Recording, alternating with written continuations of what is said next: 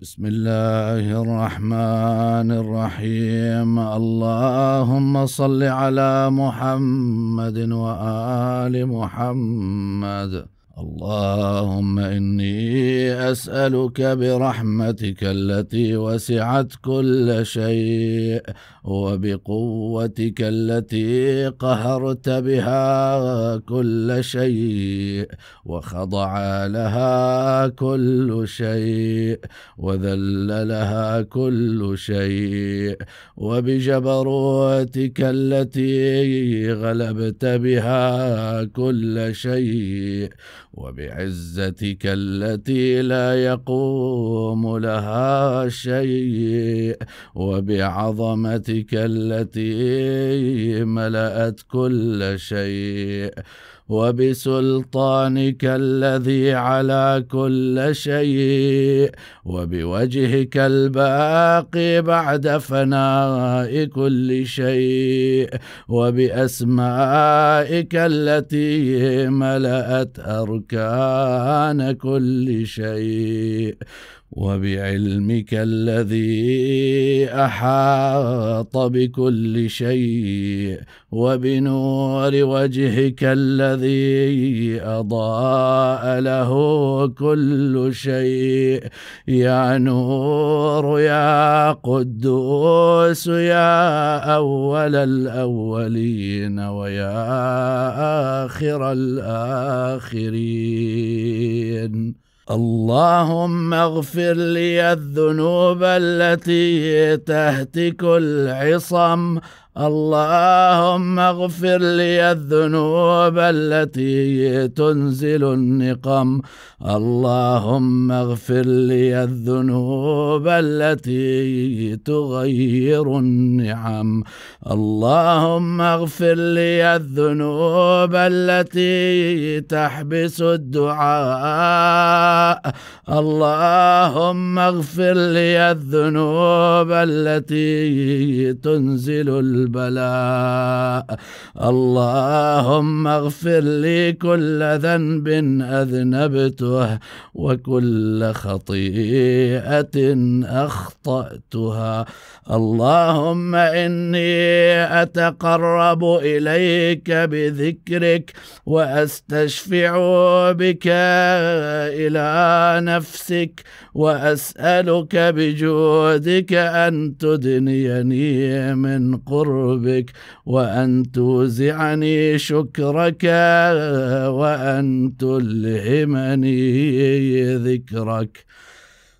اللهم إني أسألك سؤال خاضع متذلل خاشع أن تسامحني وترحمني وتجعلني بقسمك راضيا قانعا، وفي جميع الأحوال متواضعا. اللهم وأسألك سؤال من اشتدت فاقته وأنزل بك عند الشدائد حاجته وعظم فيما عندك رغبته. اللهم عظم سلطانك وعلى مكانك وخفي مكرك وظهر أمرك وغلب قهرك وجرت قدرتك ولا يمكن الفرار من حكومتك. اللهم لا أجد لذنوبي غافرة ولا لقبائحي ساترة ولا لشيء من عمل القبيح بالحسن مبدلا غيرك. لا إله إلا أنت سبحانك وبحمدك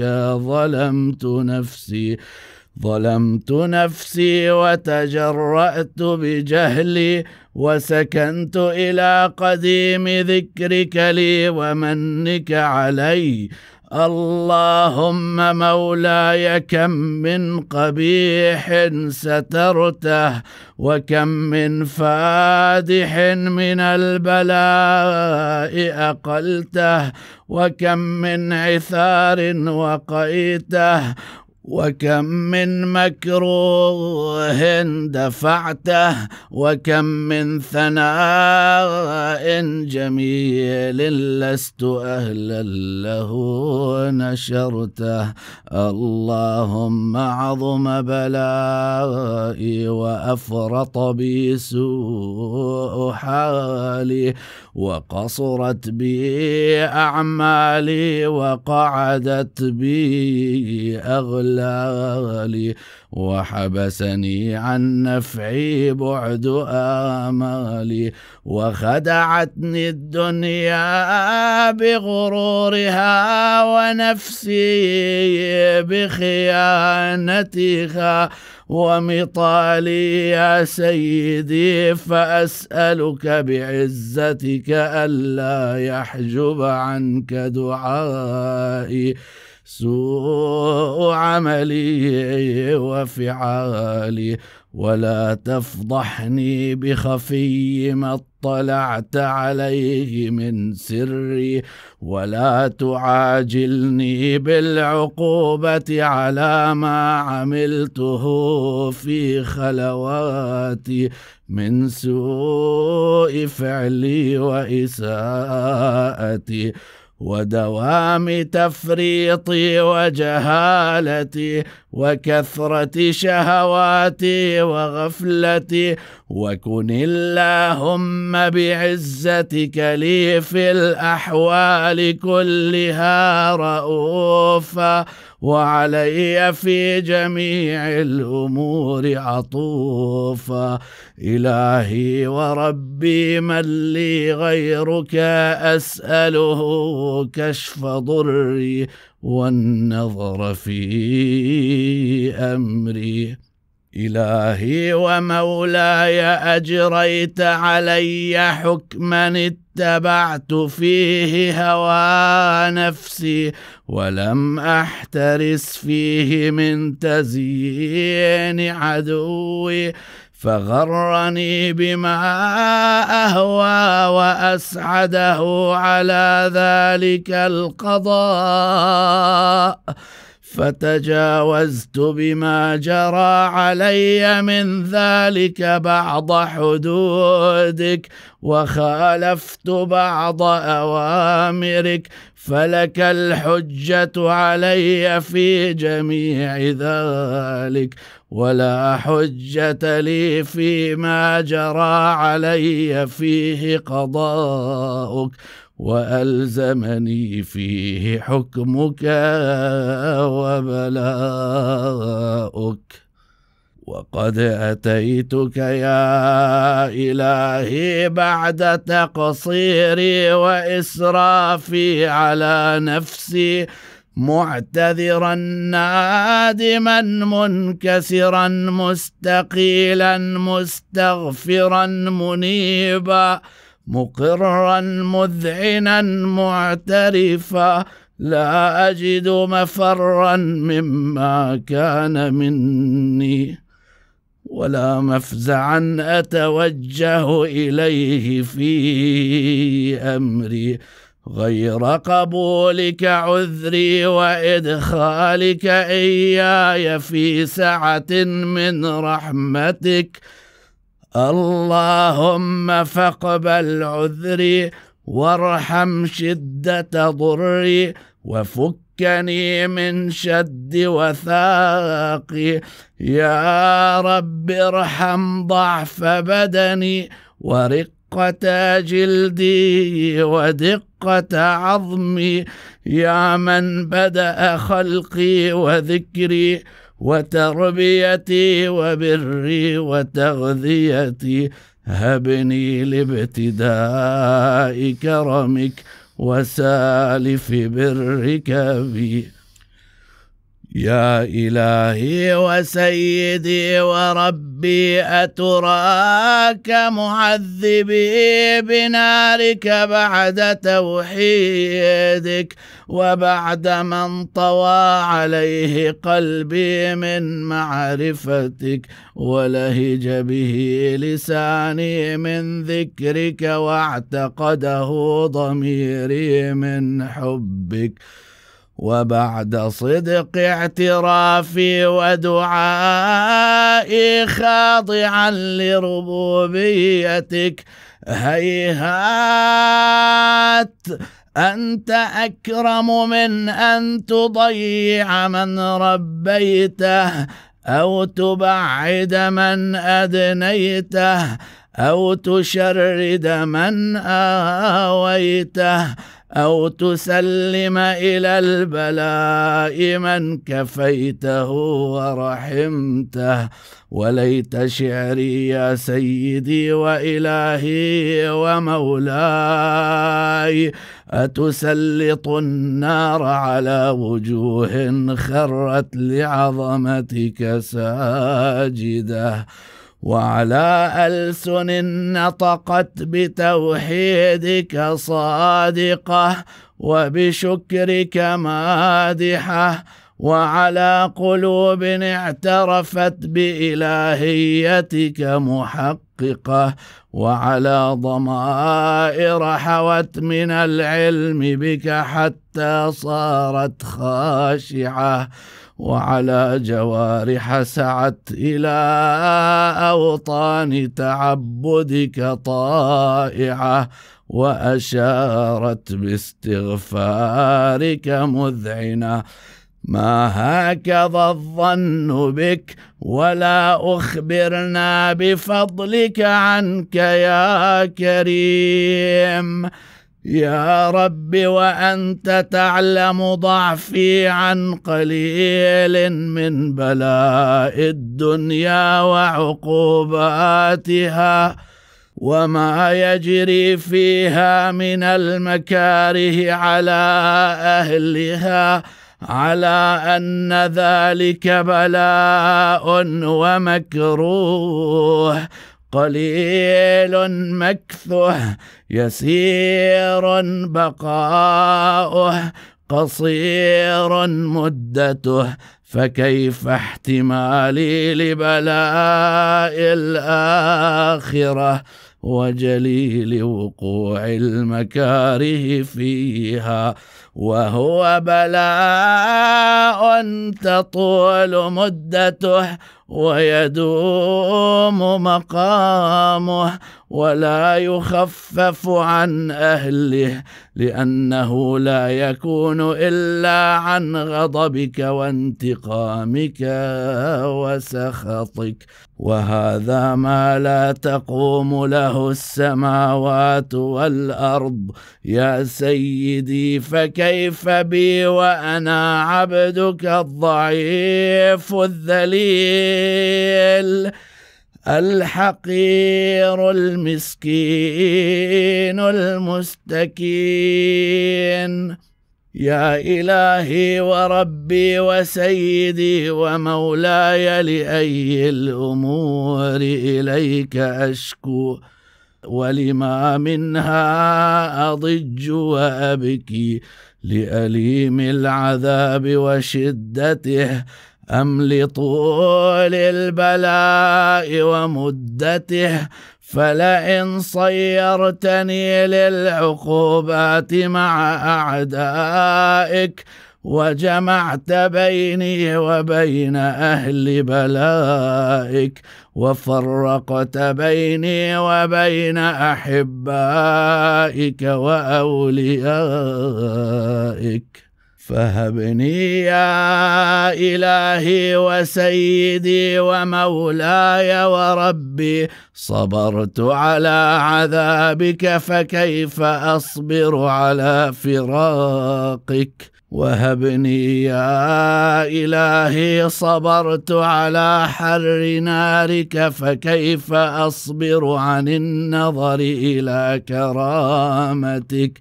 أم كيف أسكن في النار ورجائي عفوك؟ فبعزتك يا سيدي ومولاي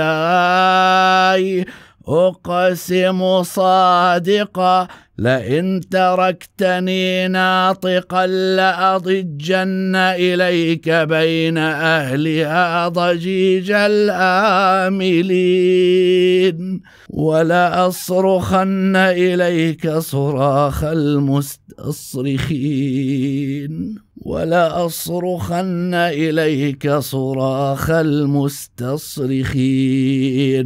ولأبكين عليك بكاء الفاقدين ولأنادينك أين كنت يا ولي المؤمنين يا غاية آمال العارفين يا غياث المستغيثين يا حبيب قلوب الصادقين ويا إله العالمين أفتراك سبحانك يا إلهي وبحمدك تسمع فيها صوت عبد مسلم سجن فيها بمخالفته وذاق طعم عذابها بمعصيته وحبس بين أطباقها بجرمه وجريرته وهو يضج إليك ضجيج مؤمل لرحمتك ويناديك بلسان أهل توحيدك ويتوسل إليك بربوبيتك يا مولاي فكيف يبقى في العذاب وهو يرجو ما سلف من حلمك أم كيف تؤلمه النار وهو يأمل فضلك ورحمتك أم كيف يحرقه لهيبها وأنت تسمع صوته وترى مكانه أم كيف يشتمل عليه زفيرها وأنت تعلم ضعفه أم كيف يتغلغل بين أطباقها وأنت تعلم صدقه أم كيف تزجره زبانيتها وهو يناديك يا رباه أم كيف يرجو فضلك في عتقه منها فتتركه فيها هيهات ما ذلك الظن بك ولا المعروف من فضلك ولا مشبه لما عاملت به الموحدين من برك وإحسانك فباليقين أقطع لولا ما حكمت به من تعذيب جاحديك وقضيت به من إخلاد معانديك لجعلت النار كلها بردا وسلاما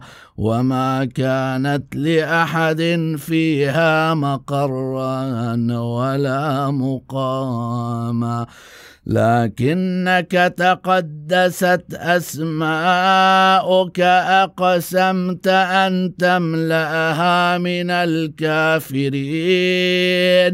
من الجنة والناس أجمعين وأن تخلد فيها المعاندين وأنت جل ثناؤك قلت مبتدئا وتطولت بالإنعام متكرما أفمن كان مؤمنا كمن كان فاسقا لا يستوون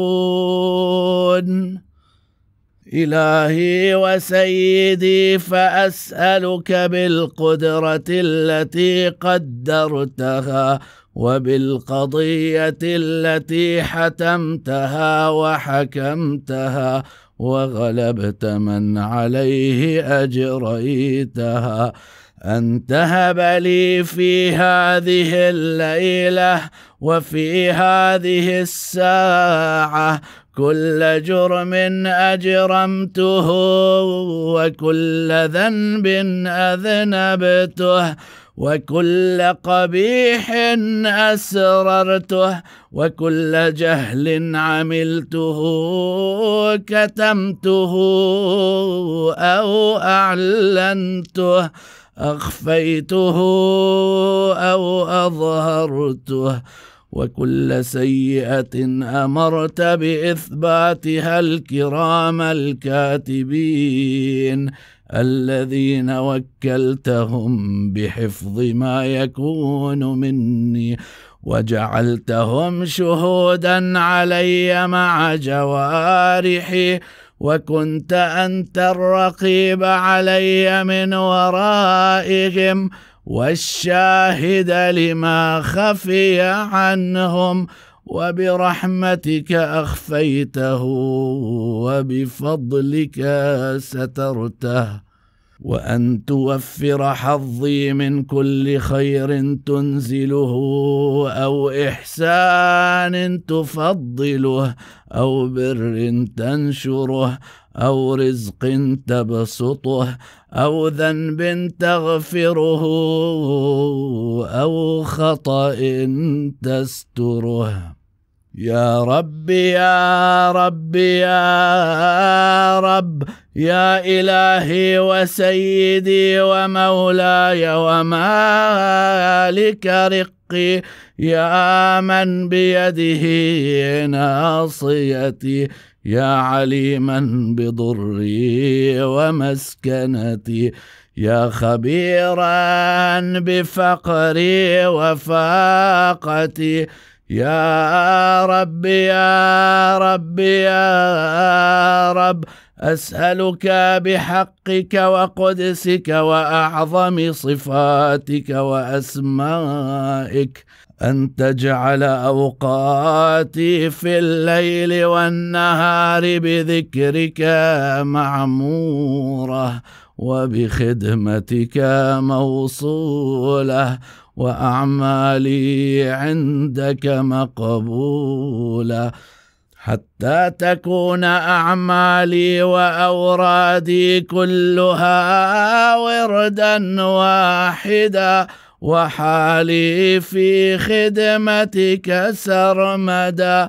يا سيدي يا من عليه معولي، يا من إليه شكوت أحوالي، يا رب يا رب يا رب، قو على خدمتك جوارحي، واشدد على العزيمة جوانحي، وهب لي الجد في خشيتك والدوام في الاتصال بخدمتك، حتى أسرح إليك في ميادين السابقين، وأسرع إليك في المبادرين، وأشتاق إلى قربك في المشتاقين، وأدنو منك دنو المخلصين، وأخافك مخافة الموقنين، وأجتمع في جوارك مع المؤمنين. اللهم ومن أرادني بسوء فأرده، ومن كادني فكده، واجعلني من أحسن عبيدك نصيبا عندك، وأقربهم منزلة منك، وأخصهم زلفة لديك، فإنه لا ينال ذلك إلا بفضلك، وجد لي بجودك، واعطف علي بمجدك، واحفظني برحمتك، واجعل لساني بذكرك لهجا وقلبي بحبك متيما، ومن علي بحسن إجابتك، وأقلني عثرتي واغفر زلتي، فإنك قضيت على عبادك بعبادتك، وأمرتهم بدعائك، وضمنت لهم الإجابة، فإليك يا رب نصبت وجهي، وإليك يا رب مددت يدي، فبعزتك استجب لي دعائي، وبلغني مناي، ولا تقطع من فضلك رجائي، واكفني شر الجن والإنس من أعدائي، يا سريع الرضا اغفر لمن لا يملك إلا الدعاء، فإنك فعال لما تشاء، يا من اسمه دواء وذكره شفاء وطاعته غنى، ارحم من رأس ماله الرجاء وسلاحه البكاء، يا سابغ النعم يا دافع النقم يا نور المستوحشين في الظلم، يا عالما لا يعلم، صل على محمد وآل محمد، وافعل بما أنت أهله، ولا تفعل بما أنا أهله، وصلى الله على محمد رسوله والأئمة الميامين من آله وسلم تسليما كثيرا.